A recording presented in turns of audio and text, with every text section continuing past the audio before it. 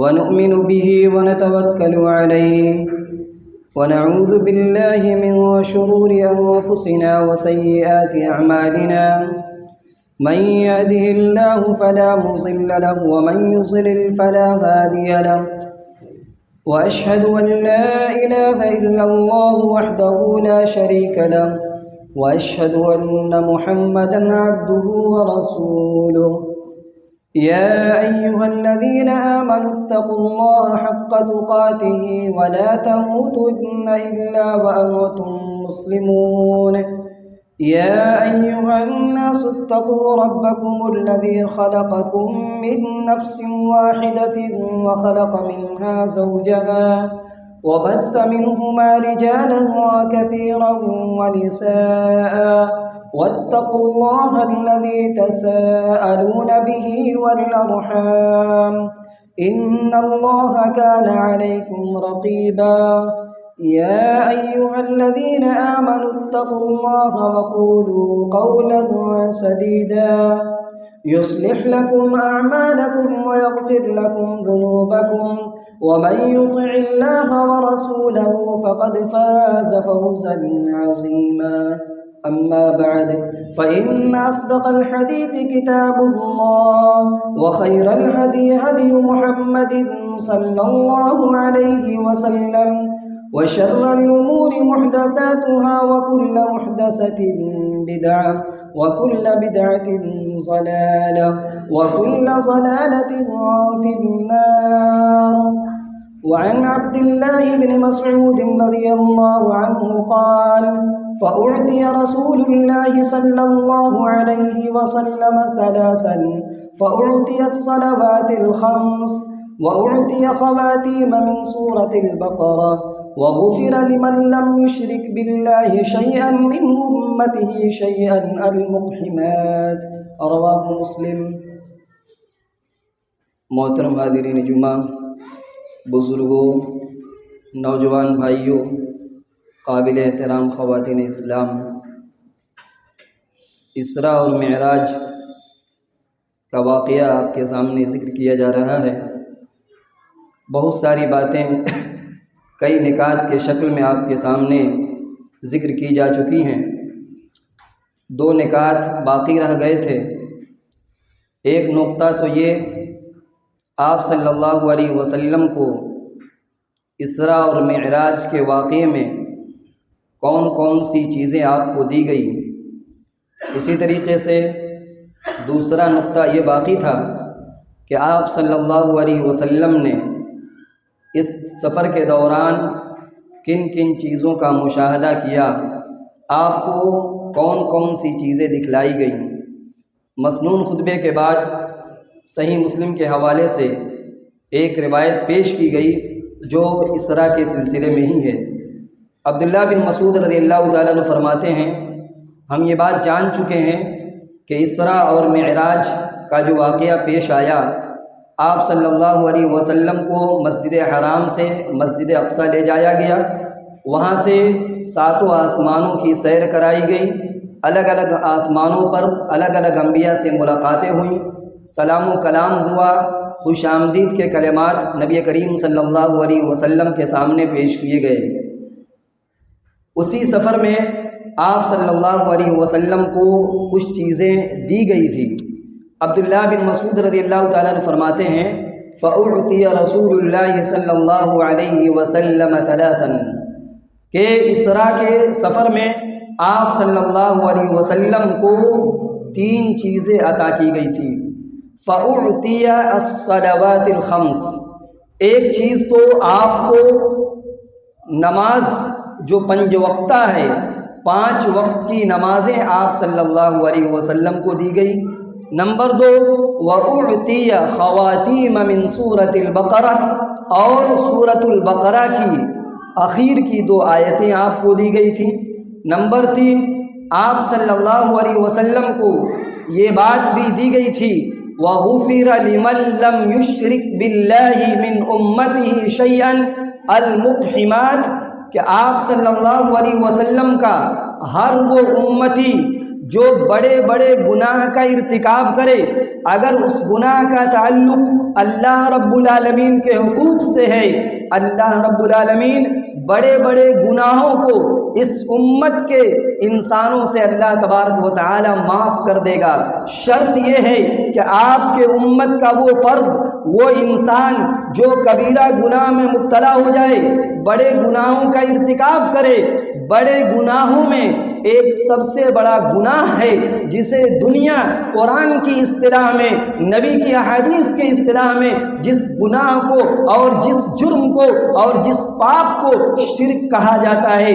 اگر کبیرہ گناہوں کا ارتکاب کرے مگر شرک نہ کرے، شرک کی حالت پر اس کا انتقال نہ ہوا ہو، اس کی موت نہ آئی ہوئی ہو، اے نبی آپ اس سفر سے واپسی میں آپ اس چیز کو لیتے جائیے اور اپنی امت کو بشارت دے دیجئے۔ اے میری امت کے لوگوں، یاد رکھو تم سے گناہ ہوں گے، تم سے پاپ ہوگا، لیکن اگر بڑا گناہ ہو جائے تو تم توبہ کرنا، مگر توبہ سے پہلے اگر تمہارا انتقال ہو گیا، تم وفات پا گئے، توبہ کی توفیق نہ مل سکی، لیکن تمہاری زندگی میں شرک نہیں ہے، اللہ کے نبی سے کہا جا رہا ہے آپ کی امت کا وہ انسان جو انتقال کر جائے، مر جائے، بڑا گناہ کیا تھا مگر شرک نہیں کیا تھا، اے نبی آپ کے امت کو اگر اللہ تبارک و تعالی چاہے گا تو اللہ تبارک و تعالی معاف کر دے گا۔ یہ تین چیزیں جو نبی کریم صلی اللہ علیہ وسلم کو اسراء اور معراج کے سفر کے دوران دیا گیا تھا۔ اور دوسری حدیث کے الفاظ ایک اور چیز ہے آپ صلی اللہ علیہ وسلم کو جو دی گئی تھی، نبی نے فرمایا کہ مجھے یہ بات بھی دی گئی تھی وَمَنْ هَمَّ بِحَسَنَةٍ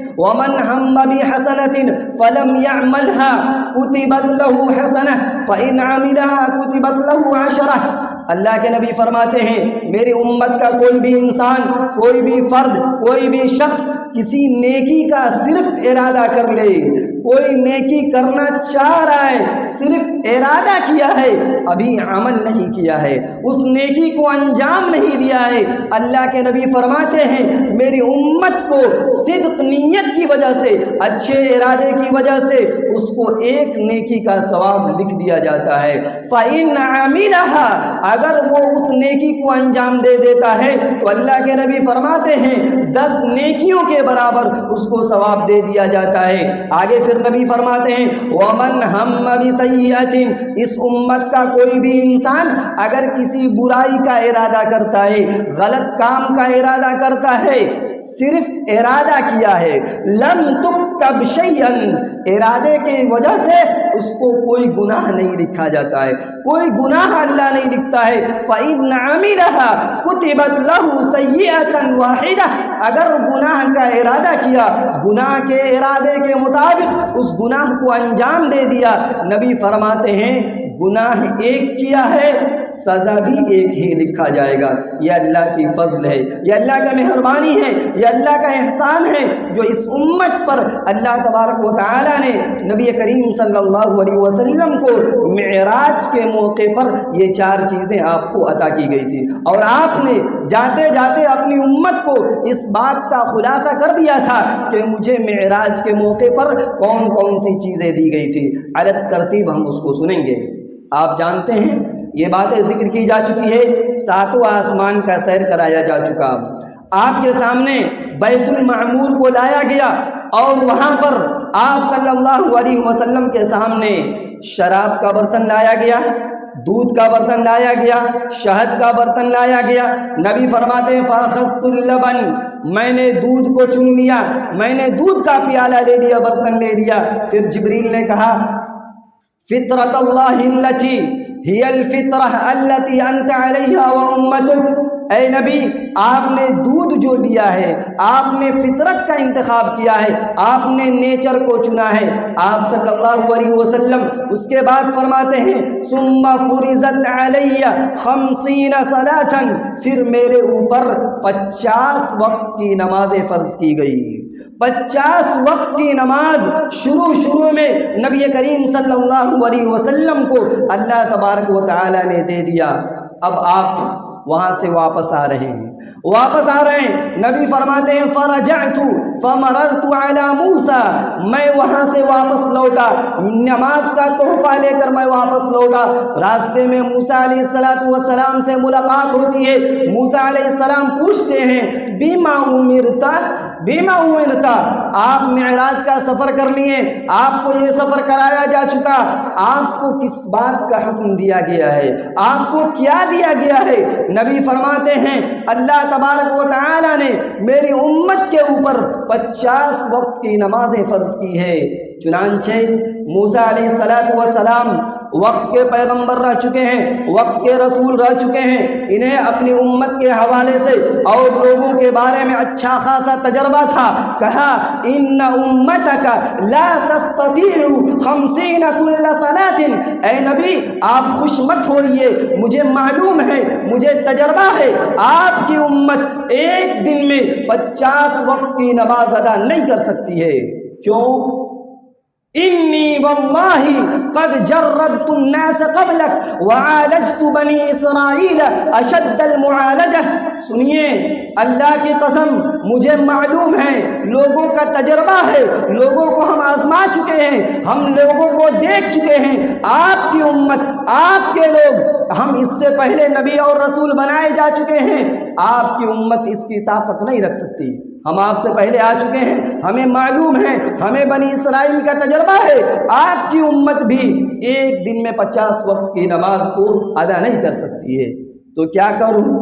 چنانچہ موسیٰ علیہ السلام نے کہا ارجع الی ربک فاسألہ التخفیف لامتک، آپ جائیے دوبارہ رب کے پاس جائیے اور اللہ تعالیٰ سے کہیے 50 وقت میں سے ذرا کچھ کم کر دیا جائے۔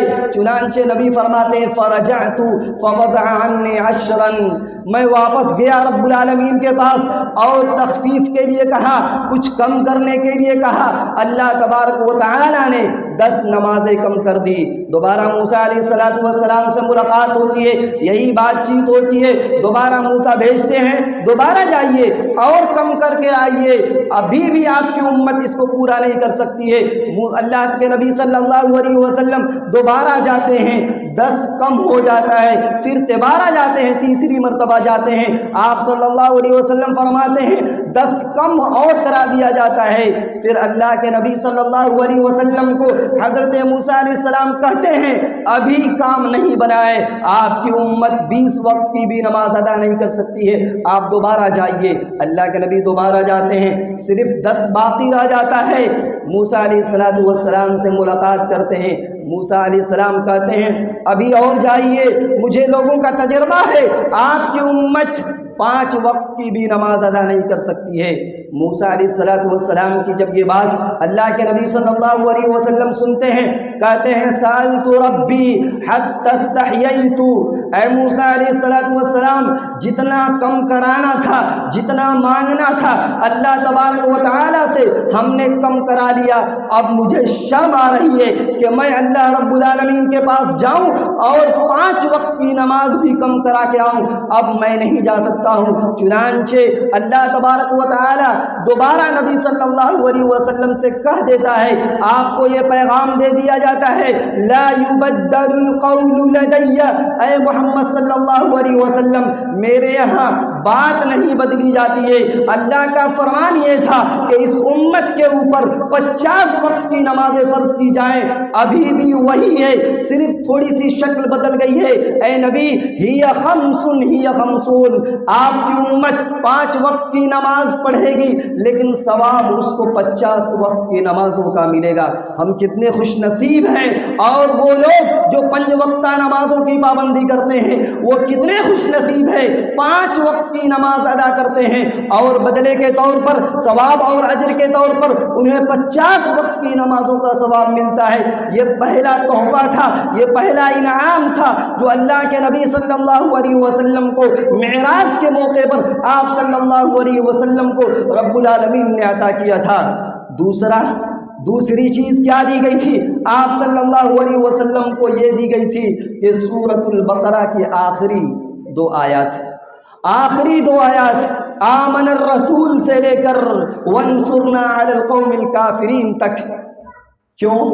معراج کے موقع پر یہ اللہ کے نبی صلی اللہ علیہ وسلم کو دی گئی یہ دونوں آیتیں بڑی کام کی ہے، بڑی فائدے کی ہے۔ اگر اس امت کے لوگ اس آیت پر عمل کریں اور عملی زندگی میں لا دیں، اللہ کے نبی فرماتے ہیں من قرأ ہاتین الآیتین من آخر سورۃ البقرہ، جو انسان بھی، جو شخص بھی، چاہے مرد ہو یا عورت، بوڑھا ہو یا جوان، کوئی بھی ہو، جو انسان بھی سورۃ البقرہ کی آخری 2 آیتوں کو پڑھے گا فی لیلۃ، رات میں، کفتاہ، یہ دونوں آیتیں اس انسان کے لیے کافی ہو جائیں گی۔ علماء نے اس حدیث کی شرح میں لکھا ہے کہ یہ دونوں آیتیں کس چیز سے کافی ہو جائیں گی؟ کسی نے کہا کہ جو آدمی اس دونوں آیتوں کو پڑھے گا، یہ 2 آیتیں قیام اللیل یعنی تہجد کے لیے کافی ہو جائیں گی۔ آدمی تہجد کے لیے نہیں اٹھا، صرف یہی دونوں آیتیں پڑھ لیا، اس کے لیے کافی ہے۔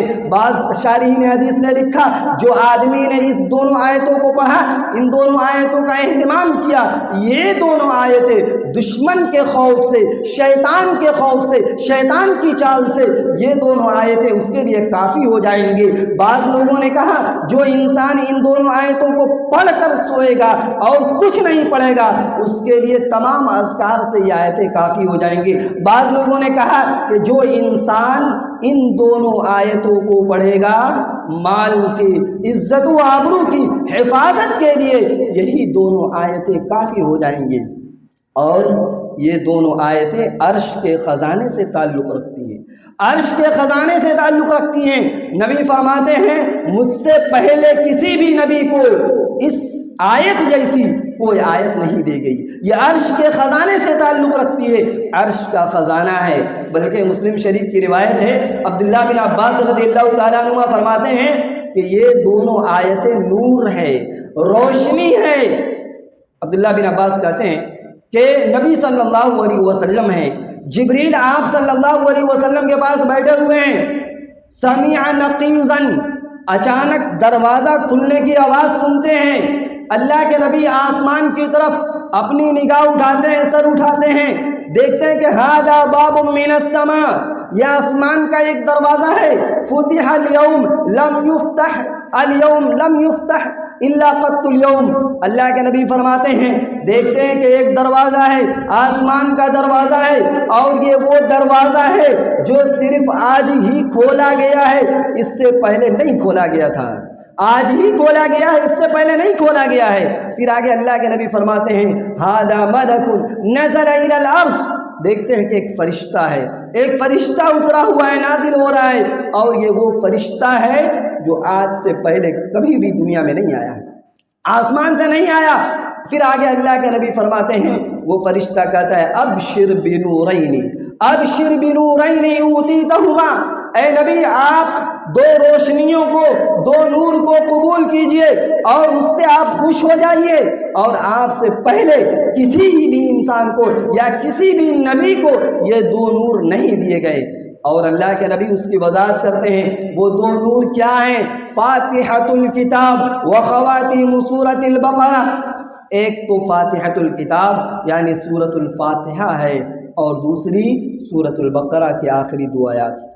تو اللہ کے نبی صلی اللہ علیہ وسلم کو سورۃ البقرہ کی آخری 2 آیات دی گئی۔ اسی طریقے سے آپ صلی اللہ علیہ وسلم کو یہ عطا کر دیا گیا کہ اس امت کا کوئی بھی انسان بڑا سے بڑا گناہ کر جائے، اگر شرک نہیں کرتا ہے تو رب العالمین اس کی بخشش کر دے گا، اگر اللہ چاہے تو بغیر سزا اور بغیر عذاب کے اللہ تبارک و تعالی اسے معاف کر دے گا۔ میرے بھائیوں، اللہ کے نبی صلی اللہ علیہ وسلم کو جو یہ واقعہ پیش آیا، آپ کو جو معراج اور اسراء کا جو سیر کرایا گیا، اس میں آپ صلی اللہ علیہ وسلم کو کئی چیزوں کا مشاہدہ بھی کرایا گیا۔ آپ کو جنت دکھائی گئی، آپ کو جہنم بھی دکھلائی گئی، جنت میں کیا کیا چیزیں ہیں آپ کو دکھلائی گئی، اور اسی طریقے سے جہنم میں کئی طرح کے عذابات ہوتے ہیں، آپ صلی اللہ علیہ وسلم کو وہ بھی دکھلایا گیا۔ مسلم شریف کی روایت ہے، اللہ کے نبی فرماتے ہیں ثم ادخلت الجنہ، پھر مجھے جنت میں داخل کیا گیا، فَإِذَا فِيهَا جَنَابِذُ اللُّؤْلُؤِ وَإِذَا تُرَابُهَا الْمِسْكِ، جنت کیسی ہے تھوڑی سی جھلک اس حدیث کے اندر ذکر کی گئی۔ نبی فرماتے ہیں پھر مجھے جنت کے اندر داخل کیا گیا، میں دیکھتا ہوں کہ اس جنت میں موتیوں سے بنے ہوئے خیمے ہیں، موتیوں سے بنے ہوئے خیمے ہیں، قبے ہیں۔ پھر آگے فرماتے ہیں وَإِذَا تُرَابُهَا الْمِسْكُ، جنت میں جو مٹی ہے وہ مشک کی طرح ہے، اس کی خوشبو کستوری کی طرح آ رہی ہے۔ پھر آگے اللہ کے نبی دوسری حدیث کے اندر کہتے ہیں بَيْنَمَا أَنَا أَسِيرُ فِي الْجَنَّةِ، میں جنت میں گھوم رہا تھا، ٹہل رہا تھا، سیر کر رہا تھا۔ فَإِذَا أَنَا بِنَهَرٍ حَفَتَاهُ قِبَابُ اللُّؤْلُؤِ الْمُجَوَّفِ، اللہ کے نبی فرماتے ہیں کہ میں نے دیکھا کہ جنت میں ایک نہر ہے، ایک نہر ہے جس کے دونوں کنارے کھوکھلے موتی کے خیمے ہیں، کھوکھلے موتی کے خیمے ہیں۔ میں نے پوچھ دیا ما ھذا یا جبریل، اے جبریل یہ کیا ہے؟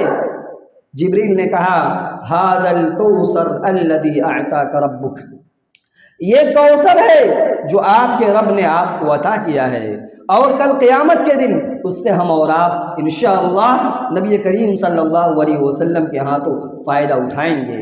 تو آپ نے جنت کا مشاہدہ کیا، جنت دکھلایا گیا۔ اسی طریقے سے مسند احمد کے الفاظ ہیں، اللہ کے نبی صلی اللہ علیہ وسلم کہتے ہیں لما كانت الليلة اسری بی فیہا رائحۃ طیبہ، میں جس رات مجھے سیر کرایا گیا، اسراء اور معراج کا واقعہ پیش آیا، اس رات میں چل رہا تھا، اچانک مجھے ایک بہترین اور عمدہ خوشبو مہکی اور میں نے سونگھا۔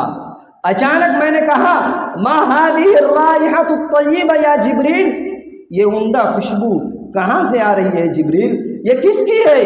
جبریل علیہ السلام نے کہا فرعون کی بیٹی کی کنگھی کرنے والی نوکرانی کی خوشبو ہے۔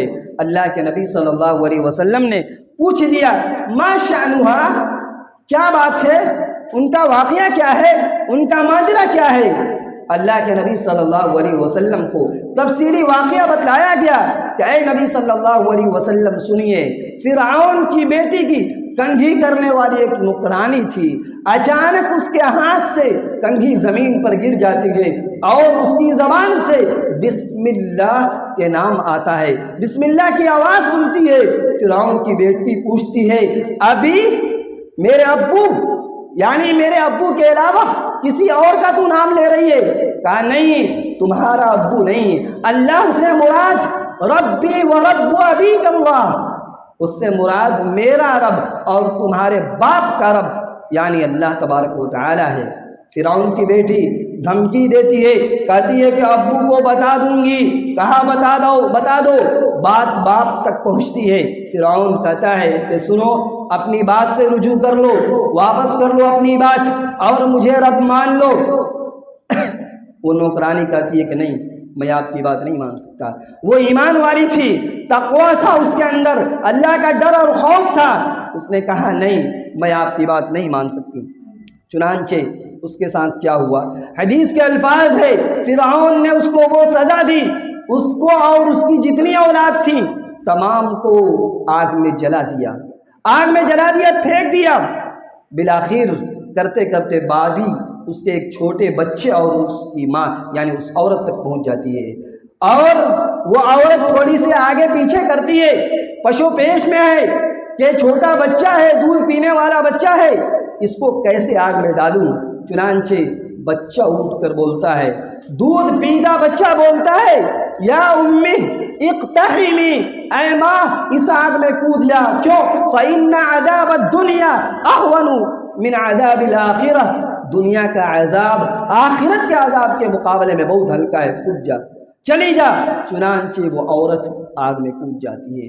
اللہ کے نبی کو بتلایا جاتا ہے اے نبی صلی اللہ علیہ وسلم، یہ جو آپ کو خوشبو مہک رہی ہے، آپ جو محسوس کر رہے ہیں، یہ اسی عورت کی خوشبو ہے جس نے ایمان کی خاطر ایمان نہیں جانے دیا، اپنی جان اور اپنی اولاد کی جان کو گنوا دی۔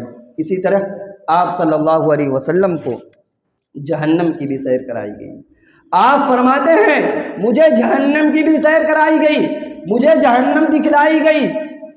کئی حدیثوں کے اندر اس کا واقعہ ملتا ہے اللہ کے نبی صلی اللہ علیہ وسلم ایک حدیث کے اندر کہتے ہیں لما عرج بی مررت بقوم لهم اظفار من نحاس، کہ جب مجھے معراج کرایا گیا، معراج کا سفر جب طے کرایا گیا، میرا گزر کچھ ایسے لوگوں کے پاس سے ہوا جن کے ناخون تانبے کے تھے، ایسے لوگوں کے پاس سے ہوا جن کے ناخون تانبے کے تھے۔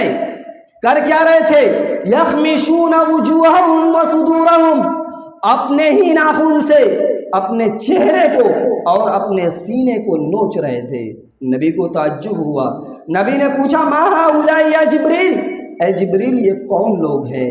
کیا غلطی ہے؟ کیوں اپنے ہی ناخون سے اپنے چہرے اور اپنے سینے کو نوچ رہے ہیں؟ اللہ کے نبی صلی اللہ علیہ وسلم کو جبریل نے کہا اے نبی الذین یأکلون لحوم الناس ویقعون فی اعراضهم، اے نبی یہ ایسے لوگ ہیں جو دنیا میں لوگوں کا گوشت کھاتے تھے اور لوگوں کی عزت و آبرو کے ساتھ کھلواڑ کرتے ہیں۔ کیا سمجھے؟ یہ ایسے لوگ ہیں جو دنیا میں لوگوں کے گوشت کھایا کرتے تھے، جو لوگوں کی غیبتیں کیا کرتے تھے۔ آج ایسا ماحول ہے، کیا اچھا برا، کیا پڑھا لکھا، کیا ان پڑھ، سب برابر ہیں۔ اللہ کے نبی فرماتے ہیں یہ ایسے لوگ ہیں جو دنیا میں اپنے بھائیوں کی عیب بیان کر کر کے اس کی عزت و آبرو کے ساتھ کھلواڑ کرتے تھے، دنیا میں عزت آبرو لوٹتے تھے۔ آج یہ جہنم کے اندر آپ کو دکھلا دیا گیا، آپ جا کر اپنی امت کو بتلا دیجئے، اے غیبت کرنے والوں، اے اپنے بھائی کا گوشت کھانے والوں، سنو اگر غیبت کرو گے تو تمہارے ساتھ بھی کل قیامت کے دن جہنم میں تمہارے ساتھ بھی یہی سلوک کیا جائے گا۔ ایک آخری بات اس موضوع کے حوالے سے کہ اللہ کے نبی صلی اللہ علیہ وسلم کو معراج کا واقعہ یا معراج کا سفر کرایا گیا، آپ کے سامنے بہت کچھ دکھلائے گئے، لیکن کیا اللہ کے نبی صلی اللہ علیہ وسلم نے اس سفر میں اللہ تبارک و تعالیٰ کا دیدار کیا تھا یا نہیں کیا تھا؟ بعض لوگوں نے اس سفر کے حوالے سے جو روایتیں آتی ہیں ان روایتوں کو بنیاد بنا کر یا ان حدیثوں کو بنیاد بنا کر یا اس سفر کو اتنا اونچا مقام دے کر، یہ واقعی یہ سفر عجیب و غریب تھا، اس میں بہت ساری چیزیں آپ صلی اللہ علیہ وسلم کو دکھلائی گئیں، لیکن کیا اللہ رب العالمین کا دیدار ہوا تھا؟ صحیح بات یہ ہے کہ اللہ کے نبی صلی اللہ علیہ وسلم نے اللہ تبارک و تعالیٰ کو اپنی آنکھوں سے نہیں دیکھا تھا۔ یہ فتویٰ، یہ بات اور یہ جواب ام المومنین حضرت عائشہ رضی اللہ تعالی عنہ کا ہے۔ مسلم شریف میں روایت موجود ہے، حضرت عائشہ رضی اللہ تعالی عنہ فرماتی ہیں من حدثک ان محمدا رأى ربه فقد كذب وهو يقول لا تدركه الابصار وهو يدرك الابصار وهو اللطيف الخبير۔ عائشہ کہتی ہے کہ اے لوگوں سنو، جو آدمی تم سے یہ بیان کرے، جو انسان یہ کہے کہ محمد صلی اللہ علیہ وسلم نے اپنے رب کو دیکھا ہے تو وہ جھوٹا ہے۔ جو یہ کہے، جو یہ دعویٰ کرے کہ محمد صلی اللہ علیہ وسلم نے اللہ تبارک و تعالیٰ کو دیکھا ہے تو وہ جھوٹا ہے، اور وہ دلیل دے رہی ہے لا تدرکہ الابصار وہو یدرک الابصار۔ دنیا کے اندر انسانوں کی آنکھ میں اتنی قدرت نہیں ہے، طاقت نہیں ہے کہ رب العالمین کو دیکھے۔ انسان اللہ کو نہیں دیکھ رہا ہے، وَهُوَ يُدْرِكُ الْأَبْصَارَ، لیکن اللہ تبارک و تعالی انسانوں کو دیکھ رہا ہے۔ آپ جانتے ہیں موسیٰ علیہ السلام نے بھی کوشش کی تھی، انہوں نے بھی چاہا تھا کہ رب العالمین کو دیکھے۔ موسیٰ علیہ السلام نے کہا کہ اللہ تبارک و تعالی میں تجھے دیکھنا چاہتا ہوں۔ اللہ تبارک و تعالی نے کہا قَالَ لَن تَرَانِي، اے موسیٰ آپ نہیں دیکھ سکتے۔ کیا ہوا؟ موسیٰ علیہ السلام کو ایک پہاڑ کی طرف تجلی کیا گیا، فخر موسیٰ صعقا، موسیٰ علیہ السلام بے ہوش ہو کر گر گئے۔ اللہ کو نہیں دیکھ سکتے ہیں۔ اسی طریقے سے اس سے بھی واضح دلیل حضرت ابو ذر رضی اللہ تعالیٰ عنہ کی ہے۔ ابو ذر رضی اللہ تعالیٰ عنہ یہ صحابی رسول ہیں، یہ کہتے ہیں کہ میں نے خود پیارے نبی صلی اللہ علیہ وسلم سے سوال کیا، پوچھا سألت رسول اللہ صلی اللہ علیہ وسلم هل رأيت ربك، اے نبی صلی اللہ علیہ وسلم کیا آپ نے اپنے رب کو دیکھا ہے؟ یہ سوال حضرت ابو ذر رضی اللہ تعالیٰ عنہ کا ہے، بخاری میں روایت موجود ہے۔ اللہ کے نبی نے کیا کہا؟ نور انا اراہ، نور انا اراہ، وہ تو نور ہے، وہ تو نور ہے، میں اسے کیسے دیکھ سکتا ہوں؟ پتہ یہ چلا کہ اللہ تبارک و تعالیٰ کا دیدار نبی کریم صلی اللہ علیہ وسلم نے سر کی آنکھوں سے نہیں کیا ہے۔ ہاں، کل قیامت کے دن ہر مومن، جو مومن جنت میں جائیں گے، رب العالمین کا دیدار، رؤیت الہی، یہ اللہ تبارک و تعالیٰ کی جنت کی تمام نعمتوں میں سب سے بڑی نعمت ہوگی۔ میرے بھائیوں، یہ چند باتیں معراج اور اسرا کے حوالے سے آپ کے سامنے ذکر کی گئی۔ رب العالمین سے ہم دعا کرتے ہیں کہ رب العالمین ہمیں ان واقعات میں جو ہمارے لیے عبرتیں ہیں، جو نصیحتیں ہیں، رب العالمین ہمیں اس کو اپنانے کی توفیق نصیب فرما۔ رب العالمین جنت اور جہنم کا تذکرہ ہوا، رب العالمین ہمیں جہنم میں لے جانے والے اعمال اور کاموں سے ہم سب کو بچنے کی توفیق نصیب فرما۔ رب العالمین جنت میں لے جانے والے اعمال کو ہم سب کو انجام دینے اور عملی زندگی میں لانے کی توفیق نصیب فرما۔ رب العالمین اتوار کے درس میں ہم سب کو شرکت کی توفیق نصیب فرما، آمین۔ اللہم ارنا الحق حقا وارزقنا اتباعہ وارنا الباطل باطلا وارزقنا اجتنابہ، ربنا آتنا فی الدنیا حسنہ وفی الآخرۃ حسنہ وقنا عذاب النار، وآخر دعوانا الحمد للہ رب العالمین۔